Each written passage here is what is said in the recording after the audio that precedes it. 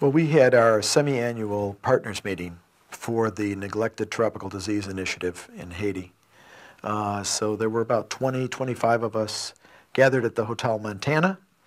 Our meeting finished at about 3:30, and we had set about relaxing after the meeting a bit, talking about some of the issues that were covered. And then we kind of split apart into different groups. We were sitting outside and just looking over the countryside about how many positive things were happening in Haiti. And we were sitting there less than 10 minutes when the earthquake hit, and we were on the 4th floor. One of our colleagues was from USCID was there we wanted to meet with and have dinner with, so we decided to go up to her room and on the 4th floor and have a beer.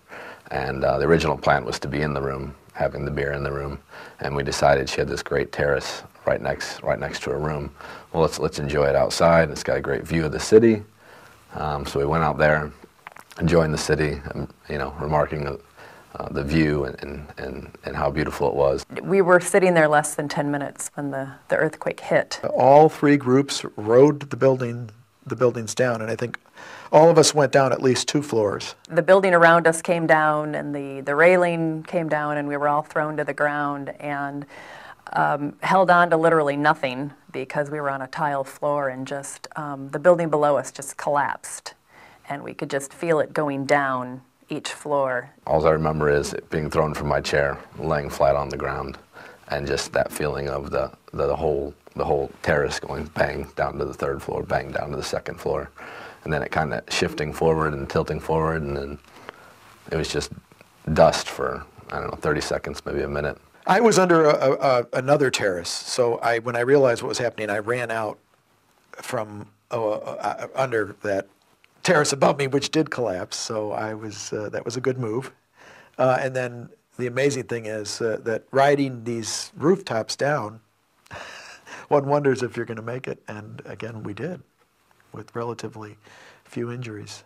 The first person we found, ironically, was Father Tom, because he had been right underneath us, and we didn't know it because he was checking emails. And so when we saw each other, of course, we were overjoyed at the miracle of all of us surviving. I remember seeing Father Tom soon after and he was the only person I could see other than the 3 people that were on the terrace with me, so that was a pretty big relief.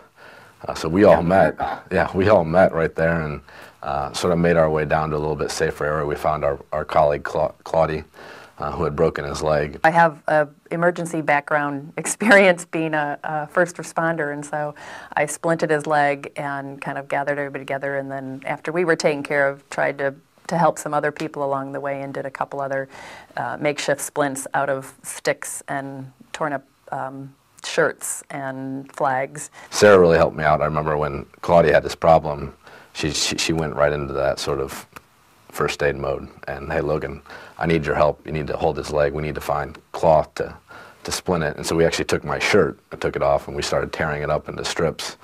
We found 2 sticks, and I held his leg, and she splinted it and did the best she could. And those kind of things to kind of keep your mind off what had just happened and on a task at hand really helped me sort of get through those first few moments. There was just no communication with anybody, anywhere. So Father Tom and Logan we wanted to get away from the rubble because we didn't know if it was going to slide more. So Father Tom and Logan went down the hill and looked for a place, and we found a grassy spot where we then took Claudia and went down there and then bedded down for the night, and more people came. I think 2 things to me stuck out during that night, and that was what Father Tom remarked about was the people praying and chanting, but also the tremors, and then you hear more buildings going down, and you could just hear, because we're above the city, you can just hear thousands of people screaming, and I think that'll stick with me for quite a while. Another thing that just struck me was the churches were all gone, all of them, places that I had prayed in, places that mean so much, not so much to me, but to the Haitian people. That was their source of hope. And yet, the people at night praying and singing and holding hands as the only thing perhaps they could do without food or water, they turned to God. I knew for many years that it was an earthquake zone, Port-au-Prince and the surrounding area. And as a matter of fact, When we received a grant from the Gates Foundation, which included some construction, I consulted with the College of Engineering and asked about adjustments to the plan so that it would be strong enough to withstand an earthquake so we wouldn't have students getting hurt. And so Gino over there, Professor Gino, gave us ideas and suggestions which we implemented in the construction, and that building is the one that's standing today in the community where 80% of the structures are wiped out. But Haiti needs our help now more than ever. And our program is a mainstay in the community. And we need to make sure that we help where we can, because we will be able to continue on after we help get the community settled. We're going to just need to gear up what Haiti has already done for so long.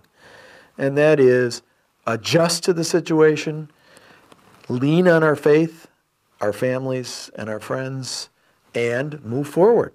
There's a Haitian expression, pas à pas, step by step, little bit by little bit. We're not going to make giant steps. Now we've been set back quite a ways, so we need all the more support, and that means prayers, that means financial support, it means involvement of people.